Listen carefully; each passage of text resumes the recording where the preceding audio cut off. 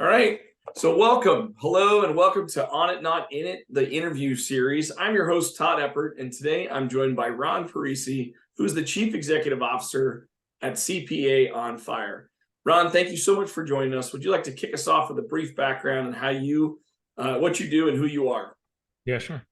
Hey, Todd, appreciate having me. I always look forward to talking entrepreneurial stuff, and I love the name of your podcast.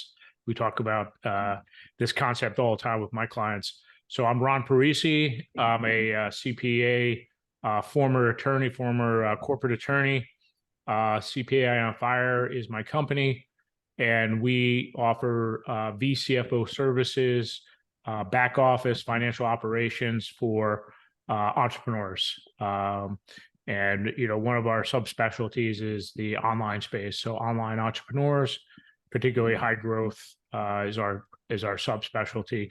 Folks who are 2, 5, 10xing their business in a very short period of time, helping them navigate the waters that come with that kind of growth and scale. Awesome. Love that, Ron. And that's obviously love having you on the podcast, because many entrepreneurs try to do their own financial work, and at some point they got to let somebody professional do it for them, and that's what you're providing services for entrepreneurs. So fantastic. So just curious, you mentioned you used to be a corporate attorney.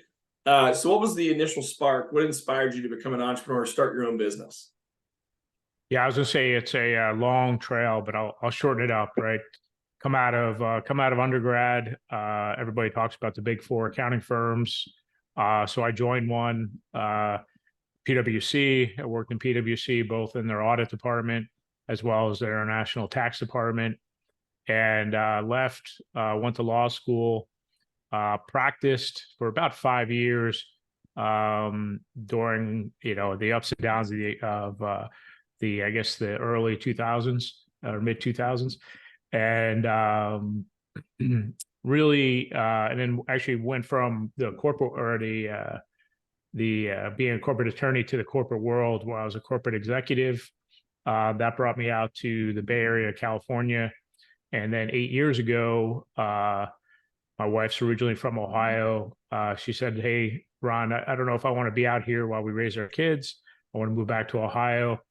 And I had already felt it, both practicing law and being a corporate executive, things weren't moving as fast as I wanted them to move. I was frustrated. I really do like managing people. I was managing like 35 people when I left. I love that aspect. I love the leadership aspect of the corporate world, but it took me a little while to figure out I was an entrepreneur. So 8 years ago, or over the last 8 years, I bought 2 accounting firms, and really kind of used my experience both as a corporate attorney and my time at PwC, bringing that kind of experience to the entrepreneur, and in the financial operations. And maybe we'll talk about this later, but from my vantage point, you have your product, right? Your product or service. You have your marketing and sales. And basically, when you talk, when you're an entrepreneur, you focus almost exclusively on that, but you kind of fail to see the financial operations as a third stool. And obviously, that's kind of my area. So obviously, I mind that, but the clients I work with, it's all about, well, I just got to get the product right. I got to get the service right. If only I could hit that right Google algorithm, or I need my marketing and sales team to do it. But what comes down to is profitability, positive cash flow, fuel growth, fuel the business, and allows you to be to make a huge impact on the world. So that's in a nutshell. I discovered I was an entrepreneur, and then I discovered I'm best at helping entrepreneurs. So yeah. Yeah, that's great. That's great. It's funny you mentioned that. As I've talked to a lot of people, and myself included, you realize you're an entrepreneur way later in life, right? And it's like, oh, I wasted a lot of time doing corporate work. I should have been doing this the whole time. So this you may need to go back in time a little bit to remember some of these. But what are some common misconceptions about running a business that maybe you had, and how did you address them? Oh man, you always hear if I knew how hard it was, I would have never started in the first place. But for me, what drew me to entrepreneurship is freedom, and that's what keeps me in the fight every day. And freedom's not is not free. You have to work very hard for it, and we are only products of the value we create in this world. So I think that's the hardest part is understanding that while you have control over your business, ultimately you test your ideas, your products or services against the check writers, your clients, and that doesn't necessarily mean that you get to do your own thing. So that pull or push aspect of running your own business, making it your own, but also having to create a unique value set to bring into the marketplace. I think that's the crux of it. But man, that's the hard part for me. So. Yeah, it sounds like you're talking a little bit about the fact that it's really common for entrepreneurs to start a business and then you kind of do whatever your clients ask you to do. And so you can get a little bit off track.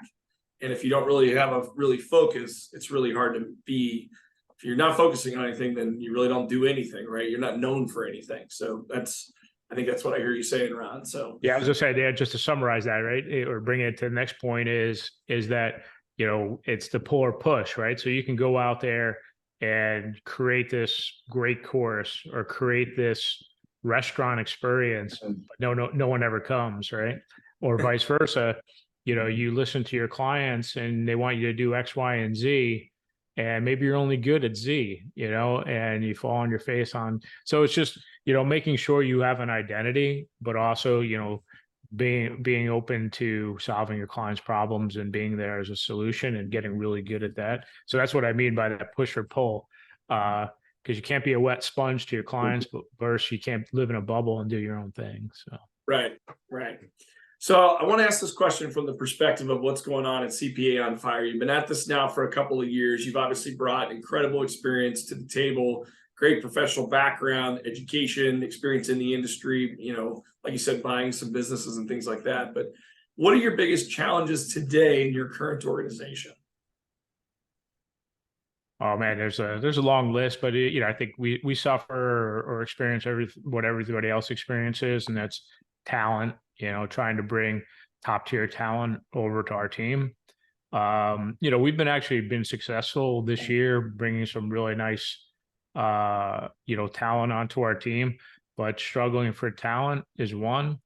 But from my perspective, what keeps me up at night is just what the future holds. I think that I don't know the exact year when electricity started, making its way across the United States, but I think that's kind of where we're at today. I mean, I don't know what to expect tomorrow, 3 years from today, 5, 10 years. Like, I think the world is gonna change very rapidly in certain respects. And for me, I think it was like Gretzky, don't skate to the puck, skate to where the puck's going. And that the thing that keeps me up at night is where's the puck going, and trying to create our company to be creative, visionary, and try to be where the puck's going. But we could have a whole nother discussion on that. So Oh, actually, that answer actually kind of could take me to a couple different questions. So the next question I'll ask is, you're right, a business environment is constantly evolving. I mean, 3 years ago, we had this pandemic thing that, completely flipped us on our backs of what's going to happen now. And we all had to pivot in some way. And that, I don't think that's changing, right? Like you said, it's going to constantly be changing in the future. So would you mind sharing a strategy or two that you're using to try to remain innovative in your company? Well, geez, that's good. Yeah, that's good. I was just saying, I think I'll just harken back to I grew up in the New York, New Jersey area, right across the street from the Hudson, from Manhattan. And, during my age, the taxi medallions, right? They were worth so much money. And it was so hard to get them. And then obviously slowly but surely, the different services came about, whether it's Black Car, Uber, Lyft, and just absolutely turn that industry. And I just see, what industries are going to be disrupted, and is the financial space, how are we going to be, Bitcoin, not Bitcoin, but blockchain rather. What's the impact that's going to have? Obviously, these large language models are just, I just watched that the latest on ChatGPT Turbo. I mean, just amazing stuff going on. So what are we doing, right? I mean, we're just double downing on technology, on tools. And I always, for us, and what I talk about with our team is that while some of the things that we're doing, may be disrupted, I don't think anyone's going to teach entrepreneurs how to run their businesses. Yeah. And we have to focus on the value we create, because that's our highest value. Our highest value is that advisory, one-on-one. That's the highest use and the highest value. And then two is we do everything in visual form. We build dashboards in visual form, and while I think that can be overtaken, but just what can't be overtaken is really understanding the profit drivers of the business and being able to marry those with the visual and the KPIs. So that's kind of like where I'm going, is like double downing on relationships, double downing on teaching people, helping people run their business optimally. And then the fourth piece is just really customizable dashboards for entrepreneurs to make very good, quick business decisions. So. Yeah, I love that. So you're talking about ways you're going to try to push back against this AI, Chat GPT, all these things are coming that could be disruptors to a lot of industries.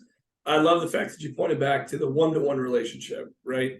That is obviously that's something that you can never replace, even in Zoom calls. I mean, I know VCFO, obviously you're virtual, but Zoom calls are way better than phone calls, right? And then face-to-face, if you can do it in front of people, it can even be even more powerful. But yeah, I love that. I love the fact that you're kind of staking a claim on that space, and totally agree that that's something that AI is never going to replace, the human interaction side. It might be able to tell us what we're thinking, but it certainly can't have emotions and the intuition we have and all the experience we bring to our clients when it comes to helping them out. So love that. So and then, our clients are going to change, right? Yeah. Certain clients are going to be disruptive, but then there's going to be other people who are really going to excel in the new environment. So, just being willing to be open-minded. I don't know about, the business coaching space. I think you guys are pretty progressive, but when I just went to the Ohio accounting show, and just a lot of people who are very, think that the compliance piece of the accounting industry is going to be here forever, and just not really willing to kind of look forward. So it's, I think, so I mean, hopefully we're a little ahead of our industry.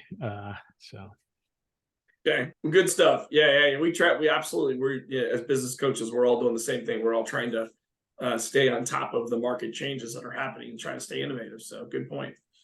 So you also talked about the future a little bit. So you mentioned you've been thinking about that and it keeps you up at night. So you don't have to give me any specifics. I don't want you to unveil anything that would be, confidential in any way, but do you have any goals or future plans, or what's the next step for you in your entrepreneurial journey? Oh, wow. Yeah. We, it's kind of leaps, and then kind of settle, get your footing. So we just spent the last year revamping, our product service offering, and we're going deeper with a lot of our services. We're going to go full back office. And when I say back office, I'm not talking about family wealth. I'm talking about, kind of to the entrepreneur, everything that they worry about or they need to do from a financial operations standpoint. We try to build a team for that. And so we're looking for a big growth period in 2024.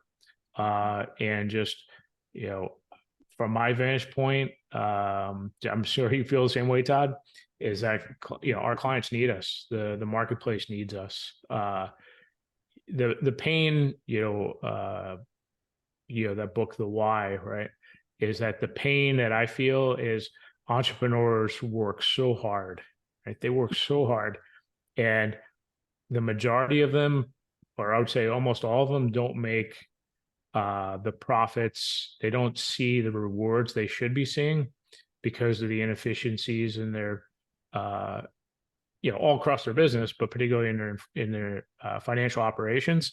So for me, I just, I feel the pain of these entrepreneurs that work extremely hard, and then at the end of the year, they wonder where all the money went.